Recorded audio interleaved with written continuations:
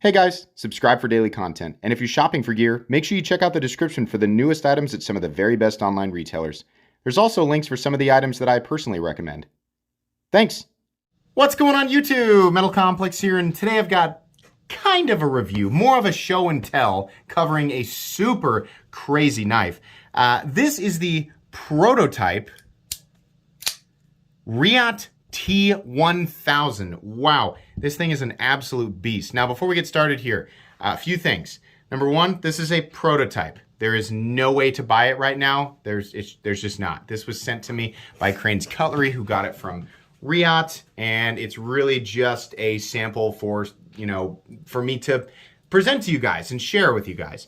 I do not know when it is coming out. I do not know when or where it will be available, and I definitely don't know exactly how much it's going to cost. In fact, I'm going to refrain from saying, because I don't want there to be pricing based on anything that I say. Not that this channel determines stuff like that, but with a prototype, I'm going to let them do their thing, right? I do want to share this with you guys today. I think it's really cool. I want to talk about it. Thanks again to Crane's Cutlery for letting me check this out. This is not mine to keep. This will go back to Crane's Cutlery when I am done with it. Thanks so much to my generous patrons who are supporting me. There's a link for Patreon right down below, and please make sure to follow me on Instagram at metal_complex.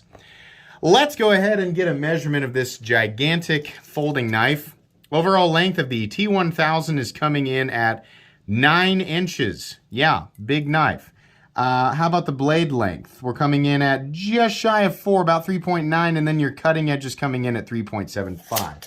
T1000, an obvious reference to the antagonist from Terminator 2. A lot of people say it looks more like an earlier series Terminator. I don't know, whatever. They could have called this anything, right? I think the T1000 is kind of an appropriate name, right?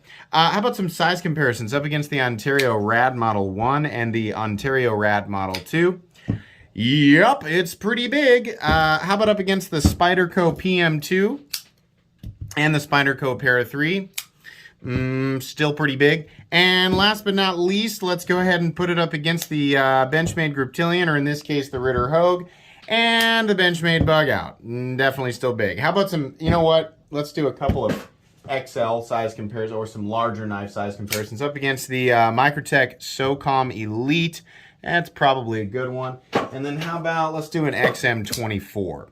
Yeah, so the XM24 is about a 1/4 inch longer, but this guy, in terms of general girthiness, yeah, the Reate is definitely, not many knives can make an XM24, especially one in full tie, look kind of puny, but that's what we're looking at here, absolutely. How is the action? Well, this is a Reate, and here's the crazy thing. What am I doing back here? So I'm not going to take this apart, but there's a little, you can see it right there. Okay, as we push forward on this, there's a little piece of metal right there, and my best guess on what's happening here is as you push forward, these little pieces are like cut like ramps, and what they're doing is they're pushing these lugs out. Those lugs act as a secondary lock, and this allows you to actually deploy the knife. Now, as long as you don't push those things back in, the thing operates like a regular frame lock. Putting it in your pocket will almost undoubtedly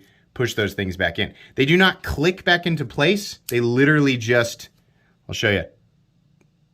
They just sort of, well, sorry. They just sort of like mush into place. But you can see what's happening there, right? This is absolutely one of the strongest locks that exists on a folding knife. But what about the cold steel triad lock? Yeah, the cold steel triad lock has 3 points of contact, right? Hence the reason they call it the triad lock. This has at least that many. We have the initial frame lock, right? Then we have what's acting as the stop pin, which are massive, massive lugs. Those are bracing or stop lugs up there.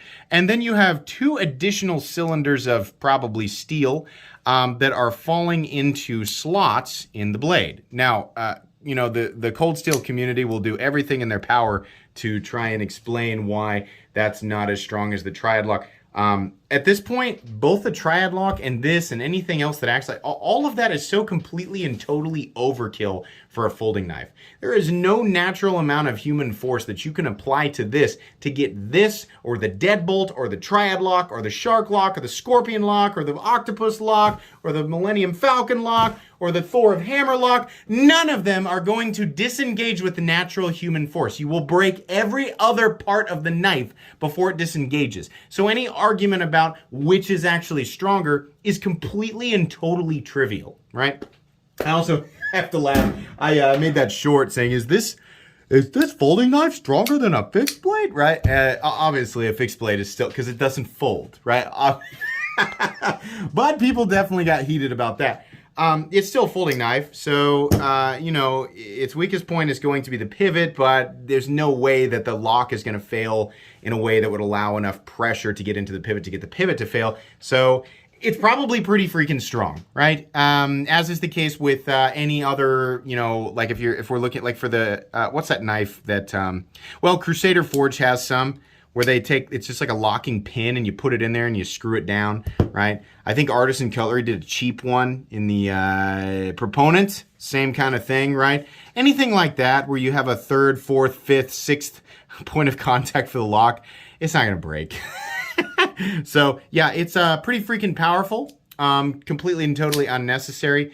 That little thing is spring loaded back here, and these two lugs pop out when you push that forward. Then you can disengage it and continue to you know, deploy it. You can push them in the closed position and stop it from actually deploying, I guess, if you wanted to do that, but you just push the thing forward, release it, and you can fire it again. Honestly, it's pretty cool. It's pretty fidgety. The action itself is extremely smooth. It's a Reate, it's running on bearings, etc., etc. The one thing that I wish is that there was more of a click, right? That's, I feel like, what it's missing. I kind of also want it back here when you push up and you get to the point where it's meeting these. I want it to be a click, but it's not. It's just kind of a mush and then a mush, right? Like a, you know.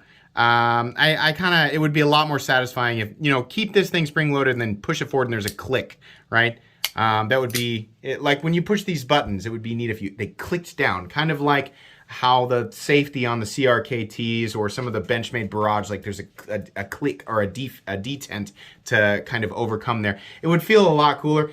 This is fine, and once they're pushed in, there's no, it's not like you can like shake them back out or anything like that. They're gonna stay in there. So yeah, once that thing is double, triple, or quadruple locked out, however you view that, it's not coming undone. I mean, honestly, even putting the blade in a vise and beating on it with a sledgehammer would probably take a few swings, right? That's what I mean by unnatural human force, getting this thing to disengage. Let's do carry profile, because that makes a ton of sense. You know, I wonder how this is going to ride in the pocket. Not well. It's freaking huge. This is a brick. If you're wondering, I used to own a Praetorian tie from Medford. A lot of people always compare, you know, anything that looks overbuilt, they compare it with Medford, the Praetorian tie. This guy is at least as thick. Like the blade stock thickness is, I believe, right around the same ballpark, and then it's the actual titanium scales that are really massive. The Praetorian is a taller knife, but as far as just the general robustness, the geometry, the stock thickness of the materials, like we're in the exact same territory. Compared to the PMP Alpha Beast or the original PMP Beast, not quite. Maybe in the frame, but the blade stock thickness of the PMP Beast and PMP Alpha Beast are definitely a bit thicker. Those are just regular frame locks though, and while the locks on those things are extremely robust and probably still way more than you'd ever need for a knife, this guy is technically stronger, right? I guess if we're going to argue into that territory. And the only reason I'm talking about it is because I know that people are going to speculate and all of that down. I've handled them. I've handled them all, definitely. So yeah, this is one of the most, if we're talking about just the lock, the general, you know, the overbuilt nature, the general thickness of all the materials, this is absolutely one of, if not the most overbuilt folding knives that I have ever handled. I have no idea if that sentence was actually structured correctly, but I think you guys get what I'm saying. Anyways, length and height up against the PM2 and Para 3. It's almost silly to do this, right? Because, yeah, okay. I mean, it's really big, right? I mean, here's the thing. It's this way that it's going to be a problem. How much does it weigh? What does the inside of it look like? Let's Let's go ahead and take a look. I mean, yeah, you know, there's some milling on the scales. You can see right through. I mean, it's at this point, there's not really a lot you can do unless you just, there's so much material here. There's so much. Yeah, it weighs 11 ounces. That's very close to what the Praetorian tie weighs. Not quite the PMP Beast or Alpha Beast, but it's way up there, right? It's huge. And I know if you're a giant person and you're just a really big person with big pockets and big hands, then, you know, maybe that would for some reason appeal to you, but it's still just gargantuan, right? No matter who you are, this is just a gargantuan crazy thing, right? Let's do blade stock thickness. I don't think it's quite a 1/4 inch, but it's almost there. I measured this on my own after I unboxed it. Let's see here. What are we looking at? Let's get it right down there. Almost a 1/4 inch. We might as well be calling it a 1/4 inch, right? So I think the Praetorian tie has a 1/4 inch stock on the blade. PMP Beast is like 1/3 of an inch. The Alpha Beast is like 0.4 inches. So not quite that thick, but definitely monstrous and very robust. Should we do a hardware check? Like I said, I'm not going to take this apart because it's a prototype and there's only 3 of them and I'm just not going to do that. Let's go ahead and do it. So I got out my tools. As per usual, my tools are very inexpensive and very recommendable. You can find them right down in the section of my description that talks about the tools I use on this channel. Surely they did T10. Surely they did. Come on now, let's find out. Why? Why would you not? I think it's all T8. I mean, all right. I mean, that's fine. But seriously, like, you went overkill on everything else. Reate, right? I'm pretty sure this is an in-house design.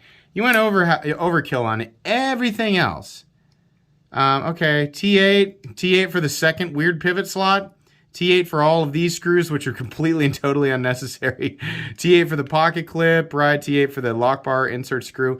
All right, I mean, yeah, it's all the same screw head. You will need to take these 2 off. You're gonna have a crap load of screws, right?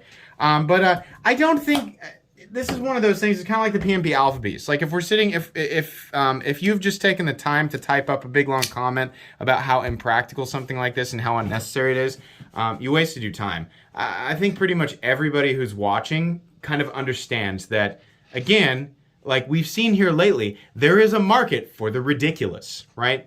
I don't think anybody at Reate designed this going, I'm gonna make the most serious, most practical, most tactically advantageous or utilitarian thing that I can make, and then this is what came out. Like, oops, I accidentally made this ridiculous thing because I just can't figure out knives. I just don't know. Sorry, I accidentally made this gigantic brick thing. No, it's supposed to be fun. It's supposed to be fun, right? So just let it be. Let it be funny and ridiculous and just crazy, right? And you know what? If you want to force a role for this into your day-to-day life and justify it in some way, then fine, right? If these become available and you can buy them, then you buy it, then whatever. You know, if you want to tell yourself like, hey, this is the best thing, and you know, in my world, this is the best possible tool because beedly doodly did blah, blah, whatever, it doesn't matter, right? That's fine, you can do that.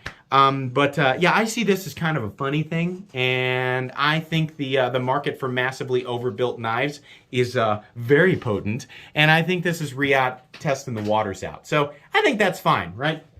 And that's part of the reason why this isn't a completely and totally serious review. It's just meant to entertain you.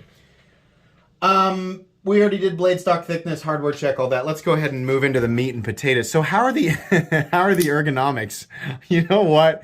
For what it is, right? I mean, are there knives that are more comfortable? Well, of course there are. But you know what? It's pretty nice to hang on to. It's just a lot of metal, right? There's a lot of metal and you can feel all of these different ledges and things.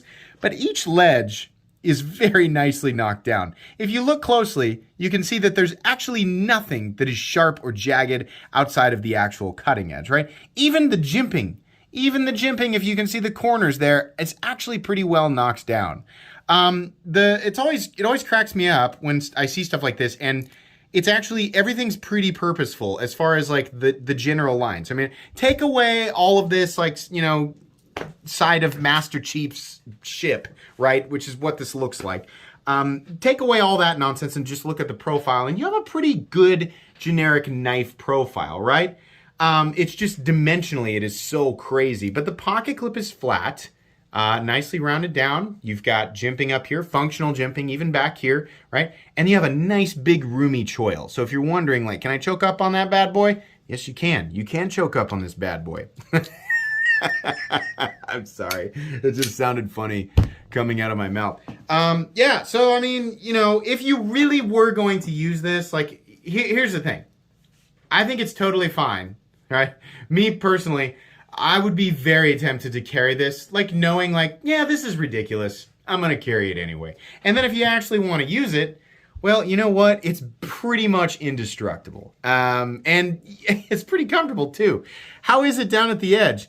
Well, it's a compound grind. What are we looking at for steel, by the way? Probably M390. I honestly don't know. It doesn't say. I didn't get any information with the prototype. I'm going to guess it's M390. It's possible they use something weird like RWL34. They do that periodically. It's also possible it's just D2 because it's a prototype. Does that mean that the production version, if they decide to do one, is going to be D2 or RWL34? Probably not. They'll probably cater to us and give us M390 or something we don't really need on a knife that's this robust. But as far as like, is it sharp? I mean, it's thinner here than it is out there in the front. It'll slice. Let's get a few of these and I'll show you. It's pretty thick behind the edge. You see the lips there, the paper starting to roll up, kind of fold up right here. It's doing a little bit of tearing on top of cutting. Thick knives like these can definitely slice, right? I mean, they can definitely cut when they need to. If you're cutting into cardboard or something like that, the thicker it is, the more trouble you're gonna have because you're pushing about a 1/4 inch of steel eventually through that cardboard, right? If you're gonna chop, I mean, you know, gosh, if you're gonna chop with a pocket knife, this one would handle it as good as some of the best ones out there. Still not something you should do with a pocket knife. The edge is pretty robust, even this hollow grind here, and then this flat area out here is ridiculous. It's ridiculous. Look at this. That is a thick freaking tip. Oh man, yeah. Robust blade, right? Done very well as you would expect from Reate. I just wish that it wasn't. I hope they offer a tumbled finish. This is okay, right? Huge flat. Very thick, nice swedge up here. Kind of looks like the Hellfire grind from Hinderer knives. Pretty cool. This, they bothered to chamfer all of that, even though it's not accessible at all. Like there's just no way to, there's no way. You're not, it's not, the D10 is too heavy. And you know, yeah, the D10 is, that's a heavy D10, definitely. It's gonna need to be. It fires hard, holy crap. I mean, off that flip, we didn't talk about the flipper tab. It's pretty good. Not one that I really wanna push button. It's more so one I just want to light switch, but it's set up to do that really well. And the lock bar access, it's pretty close to a double clutch, but as you can see there, I made it. Plenty of access here, and there should be, considering how thick that blade stock is. Pretty comfortable to disengage and flip. As angular and aggressive as this thing looks, for those of you who like to sit around on your couch and flip knives while you watch YouTube videos like this one, and yeah, I'm talking to 99% of you right now, this is actually does a pretty good job of that for being so huge, right? A lot of times these big ridiculous knives are cool, but they kind of, after a while, you're like, yeah, it's not really fun to screw around with, right? The thing that'll get you every time is pretty much every time you set this thing down, it pushes one of those lugs into position, which means every time you pick it up, it's gonna be locked, right? Unless you set it at the edge of a table, it's gonna lock itself. Same thing with putting it into your pocket. It's gonna lock itself every single time. I think it might be, that's another reason I think it might be cool to have kind of a detent there to where it really has to be pushed pretty hard and kind of click into place so that it's not always locked every time you put it into your pocket or every time you set it down. It would be much more satisfying to both engage and disengage it as well, which, as we know, is very important with knives. We like the clicks and the buttons and all the thing, right? Even though knives are just supposed to cut. Yeah, welcome to my channel. Welcome to literally the entire enthusiast knife world. Hi, we've been here for, I don't know, forever. People like stuff like that. That's exactly why Reate made this. Absolutely. I think it would be a cool idea for them to do that. The thumb stud, these are the biggest freaking external stops that I have ever seen. Look at that. That's nuts, man. Can you deploy it with the studs? I mean, yeah. Oh, God, it hurts, though. Can I get it with the reverse flip? Yeah, you can do it. But just know, like, I'm coming pretty much out. Come on now. Let's make sure it's unlocked so I won't break my thumb. You're gonna break your thumb doing that. Not the most pleasurable experience. Flipping it, way more satisfying, way easier to do. This is basically drop shut. It's a lot of blade, and even though it's not the sharpest blade I've ever handled, it's gonna come down pretty quick. I appreciate they put a little hole in the flipper tab. I don't know why, but I like that. It just would otherwise be kind of a dead area, and they did not leave 1 inch of this thing dead. Seriously, the amount of milling on these massively thick titanium scales is impressive. There's also a little more that goes into this lock, right? It's also, there's some housing, right? Some steel pieces. I don't know if we can kind of see in there. Definitely over here you can see there's a little bit of a liner that's housing the system where this thing sort of pushes these two. They're probably long tabs of steels with sort of angled ends to meet the angled parts of these buttons on the inside and push them out as it goes forward. That would be my best guess. In fact, you can feel almost exactly that happening as I push forward. That's pretty much exactly what's happening. So all I can do is guess because I'm not going to take it apart. I'm sure somebody will, right? Yeah, really cool. The backspacer also totally crazy, ridiculous. There's a lanyard thing for, so yay, right? If you were like, I don't know, does it have a lanyard hole? I'm not sure if I want to buy it if I can't hang a big crazy dingly doodly off the back of it. Well, you can if you want to, because here's the thing for it. The pocket clip, it actually makes sense. It's probably too long, right? It probably could have been like 70% or even 60%, right? Plenty of retention. It's a big milled titanium clip as it should be. That would be the ultimate insult to this knife, to slap some ugly milled clip on, or not milled, just stamped clip, but they didn't do that, right? Pretty cool. The whole thing is just aggressively cool. Lock bar insert, doubling as the over travel stop, so that's great. I mean, it's got a few of those, I think you can tell. Lockup is sitting somewhere at, I don't know, it's only like 15%, but there's still a lot of surface contact, right? No lock stick, absolutely no blade play whatsoever. There's no chance of it, especially after you double engage it. Smooth and perfectly centered. This thing is very, very solid and extremely well built. So this thing, to me, it tells me that we may be entering possibly a second age of the massively overbuilt and ridiculous. Perhaps we are already there. There have been a few knives that have suggested we've been tiptoeing into it, but every gigantic, ridiculous knife that has released in recent years has been massively popular. The years of this being an absolute trend were back in, 2010 to 2013, something like that. ZT was at its peak. Medford knives, everybody was wow, right? There was Crusader Forge, there was everything was just needlessly thick, and everybody loved it, right? And some people, kind of like, they allowed themselves to submerge in this idea that the thicker it is, the better it is, right? The bigger it is, the better it is. The stronger the lock, the better. And with something like this, the truth is that you are so far past the point of necessary that it's just obviously just supposed to be freaking crazy, right? And then you make these things out of premium materials and you put a lot of extra milling on it, and what ends up happening is you end up with a super crazy, expensive, nearly indestructible item that doesn't really have a lot of utility in it, but it's neat, and so people buy them, right? Now, for some reason, this just bothers some people to no end. I can't wrap my head around that, right? If it bothers you, just literally walk in any direction away from it, and then you no longer have to be bothered by it, right? I mean, it's here, it exists, right? Yelling at it will not make it go away.